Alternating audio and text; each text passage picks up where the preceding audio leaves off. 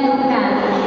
El amor a la Virgen María bajo la advocación de Luján data del año 1630, cuando la carreta que transportaba la imagen de la Inmaculada Concepción desde el puerto de Buenos Aires a Santiago del Estero, a un pueblito llamado Sumampa, se negó a seguir viaje, poco después de pasar el río Luján, a orilla de él. Quienes transportaban la imagen, entre ellos el negrito Manuel, interpretaron esto como un signo del deseo de María de permanecer en ese lugar, para ofrecer desde allí especial protección al pueblo argentino.